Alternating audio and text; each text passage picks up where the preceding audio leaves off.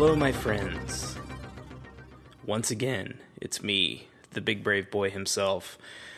That dude, Kyle Romero, coming to you one last time from Fantastic Fest here in Austin, Texas.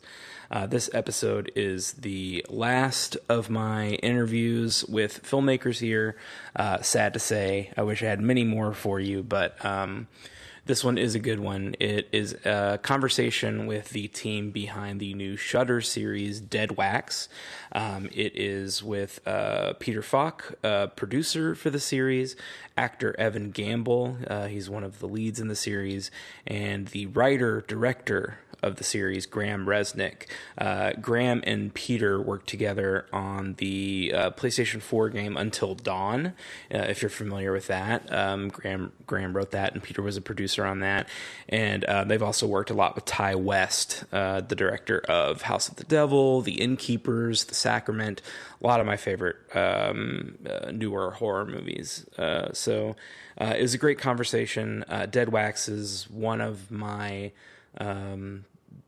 biggest surprises of the festival. I had no idea what it was going into it, and I was so pleased. It looks so good. It's so cool. Please check it out on Shudder when you get a chance. No release date yet. It's coming later this year. It's 8 episodes, 15 minutes long each. I think everyone should check it out. It's very, very cool.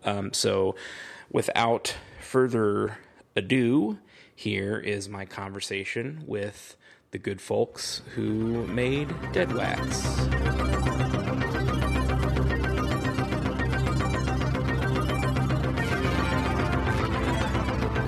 Hey everybody, this is your big brave boy Kyle here. I am with another set of filmmakers here. We're talking to the team from DEADWAX, a new series that is premiering on Shudder.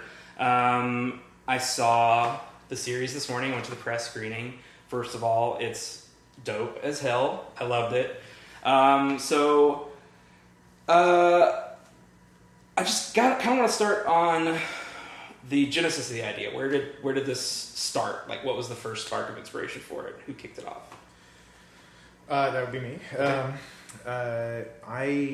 I have a background in sound design, so I've done a lot of sound design for films. Peter, producer, and I have been mutually involved with Ty West and Larry Fessenden, and as well as having done some features and other writing before. But having done a lot of sound design, I've been obsessed with the idea of the power of sound and what you can do with sound. Mm-hmm. I like all the elements of filmmaking, but I feel like sound is really special in the sense that you can do things to people's minds without them knowing. Mm-hmm. It's a black magic kind of, and I like you can literally change their perception of the story in ways they'll never know that you're doing. Unlike with visuals and unlike with little narrative tricks, people are very savvy to little narrative twists and turns, but there's a lot of secret techniques that people don't know about with sound. So I've always wanted to write a story about that, and in the last couple of years, having been a big vinyl collector myself for my whole life, it just seemed like it was the right time to combine those two passions. Mm-hmm. Since vinyl's had a big resurgence in the last couple of years, seemed like the audience would be right for it, and yeah, that's kind of how it came about. Yeah, definitely. Okay, so I should say that was Graham. That's the writer director of the series. We're also here with Evan and Peter. Evan is an actor that appeared in the series. Peter's producer. So Evan, how did you get involved? When did you come on board on the project? You just I read for it. Yeah. Got my manager sent me the script. I read it. I thought it was rad. Yeah. And I sent a tape in. They liked me enough to Skype with me, and then Graham and I Skyped, and then we ended up just chatting about a mutual friend that I had worked with, that he's friends with and has also worked with, Jim Nickel, and we just hit it off and clicked, and I guess that was enough, even over a bad Skype connection, video connection, that was enough for them to cast me. It was very similar to the sound design in the show. So yeah, I was going to say that's a great way to jump in. Yeah. It's just like it's serendipitous. This will work great. So Peter, how about you? Graham, you said you and Peter, you guys worked together on like Ty West stuff and a few other projects. Yeah. So how'd you start from the Jump Street? Yeah, Graham and I have known each other for about 20 years and worked together on so many different projects, including I produced I Can See You, Graham's feature. And Graham had told me about this and how he was brewing it with Shudder, and it was set in LA, and I had just relocated out there, and I was like, oh, that sounds good. Well, keep me posted, and would love to work with Graham again as a director. I mean, Graham's such a I've worked with him so many years in the past as a post supervisor on a lot of our films, and really closely about the sound design process. And like Graham's such an audiophile, and it's I'm always learning stuff when I'm hanging out with Graham. That's what I love it. And so to do this, to be brought into the world of vinyl, to the level that it's like Graham invited me over, a bunch of us over to his house as a little listening party, and demonstrated the difference between one pressing of a vinyl and another. Just hearing those subtle differences, but that are quite obvious when you kind of put them camera side by side. It's just that kind of stuff that's like super fun, and like I think that I approach producing as like I'm a realist, and and I can be very real with Graham, and we we know everything. When you make movies or you make stories, there's challenges, but as long as you're on board for the ride, then it's I think it's a good experience. Yeah, awesome. Sounds like a very fulfilling creative partnership. Okay, great. Well, I will level with you. When I heard the premise, I was skeptical because I'm not a film guy. I mean, obviously I'm a film guy. I'm not an audio guy, Sure. Not a vinyl guy at all. I like music like any reasonable person in the world does. I had somebody in high school once tell me they didn't like music. They exist. And that stuck with me like forever. Like, what an insane... That person's a psychopath, right? Like, that's crazy. Anyway. Not liking water. So. Yeah. So what are you talking about? I prefer not to breathe. Those people exist also. They do. Sidetrack a little bit. I had a friend once argue that the best way to quench your thirst was with Sprite. And that you shouldn't drink water, you should actually drink Sprite. Like, water's fine, you need it. He wasn't saying you didn't need it, but he was saying that, like, it's just not as effective at quenching your thirst. He's got, like, a Brita Sprite in his Yeah, he's dead now. No, that's not true, I think that's how you QWENCH your thirst. I'm sure that was their Sprite slogan. I think that guy paid too close attention to their advertising. Yeah, he actually appeared in a Sprite commercial shortly after that conversation.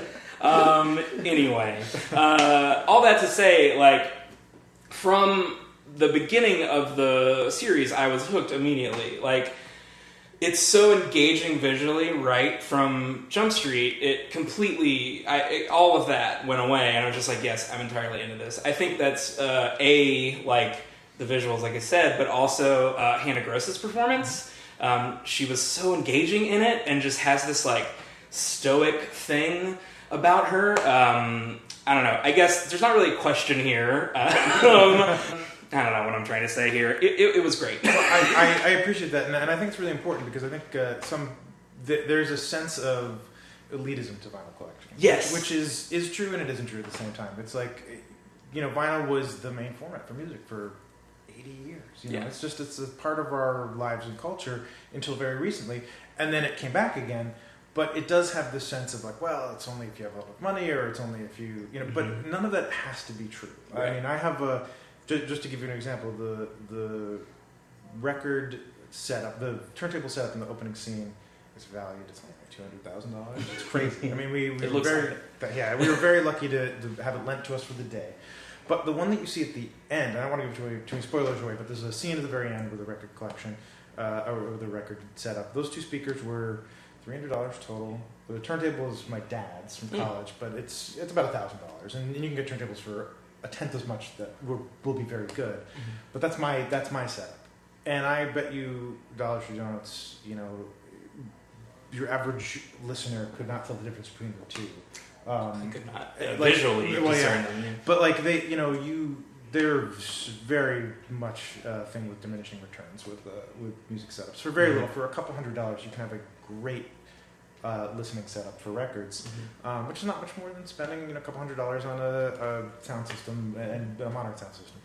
And then in terms of buying records, new records are expensive, and it's unfortunate, but you can buy used vinyl for very little, and you can fill out a great collection for not a lot of money. You just have to be spend a little time hunting and digging through crates, which was what I did for a long time. It's actually harder for me to pick up right now because it's so expensive. But 10 years ago, 2007, 2008, man, I would go into a store with $40 and I'd come out with 20 records, and it'd be great. Yeah, it's the hunt is big part. Big part of not just vinyl collecting but the series as well. Yeah.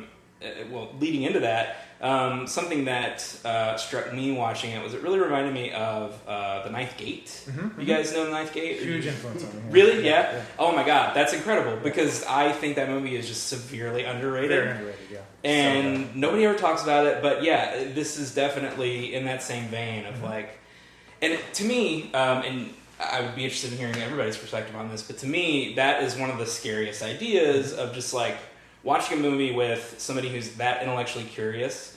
You feel like I have to go do this thing because I recognize that in myself 100%. I would be the person that does that. So I have to know. Yeah. Are all you guys the same way? No. I think I am, Yeah. Relatably so, yeah. It's something we find a lot on the show when we're watching a movie with the coward friends of mine.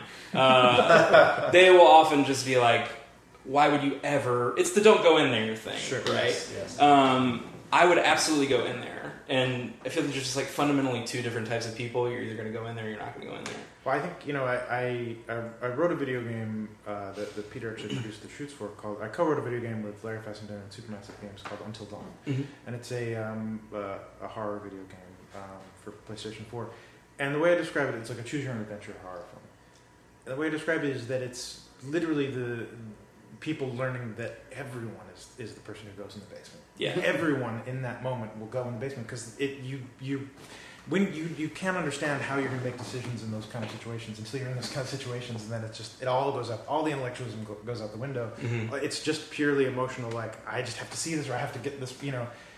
We don't really know how we're going to be in those kind of things until we're there, and I think that everybody's capable of making bad horror movie type decisions or being driven by that overpowering curiosity, the Pandora's box kind of thing. And I like to explore that in the storytelling. Yeah.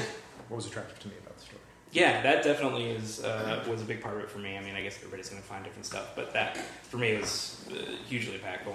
And everybody faces those small decisions every day. It just occurred to me, rubbernecking is like that. Yeah. Driving past a wreck on the Yeah, highway. true. The traffic always slows down, and every single person, and I think about this every time, every person in front of me that's slowing down is being a little bit of a creep by slowing down, and then you get through it, and it's there's nothing blocking this side of the highway, but everybody looks. Mm-hmm. So it's if you're on Google or something, and there's something horrible happened. Here's the video for it. You know, it's everyone's gonna want to watch that video. Yeah, or I gotta know. Pictures. I gotta know. I gotta know. Yeah. You're not gonna enjoy it, but you have to know. Yeah, exactly. I will traumatize myself to know. Yeah. Well, so the premise, getting back to my initial shitty skepticism of it, the premise is one of those things. It's just it's an easy, it's a vinyl record that kills you if you listen to it. That's sappy. But then what struck me about it was that it's so fully explored. You take everything that is inherent in that premise and you picked every piece of meat off the bone, I felt like. And we went through every stage of that. Was all of that... How much of that did you have in your head when you started the process versus how much came in the writing and all on site and everything? Well, just to use your analogy for a moment in an interesting way, I think you hit the nail on the head, and I would say that one of my initial ideas for how to approach this was that, yes, we want to take that premise and pick all the meat off the bone, but when you get to the bone, you realize you're looking at a totally different animal than you thought you were in the beginning. I don't even want to say too much about where the show goes within these 2 hours or where it may go next season if we do more. But it's we thought this was one species, but this is an alien. Yeah. And I think that we, we're pushing it, with this premise, but I think people will be very surprised and intrigued to see that it goes in a lot of different directions, which is very much what I wanted to do. I wanted to create something that takes people to a place they didn't expect. They get to see and experience something that they may not have seen or experienced on screen, but I want to bring them all to the table so that everybody feels like they're welcome there. It feels like they, Yeah. they have a good footing, and then slowly start to kind of pull the rug out. Yeah, absolutely. Like in suggesting that it fulfills like the promise of the premise, like you're still surprised entirely by where it goes. Cool. So yeah, that definitely plays. So we're about at the end here, but before I go, since this is a comedy podcast, I would be completely remiss if I did not ask this question. Did I actually hear the voice of John Worster in the radio show? I'm glad you heard that. That was John Worster? Of course it was, yeah. Fuck yes! Yeah. I knew it! Yeah. Okay, good. Huge Best Show fan. Yes! Was, my dude! Yeah. Oh, this is great. Oh, I love John Worster, and he's a hero, comedy hero of mine. And Oh my Jonah God. Ray also was great. Jonah Ray was the first caller, John Worster's the second caller. Oh wow, I didn't recognize Jonah's voice. Sorry, Yeah. Jonah, if you're listening to this. How did the thing with those guys come together? Did you know them or just Reached out to him. reached out and were like, "You want to do a little cameo"? Yeah, exactly. And specifically with John Worster, one line about not having a turntable. When I wrote it, I was like, it'll be perfect at saying it. Yeah, it's great. It's so good. I think we did 2 takes. I did it over the phone. He was in North Carolina, so it was like having a weird John Worster Cambridge call in my head. It was very strange. Well, it's fantastic. The series is great. When does it drop on Shudder? When can people watch it? I'm not entirely sure we have an official release date, but very soon. This fall.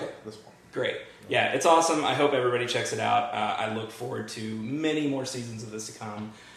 Thanks, everybody, for your time. Thank you. Yeah. It's fun. Cheers.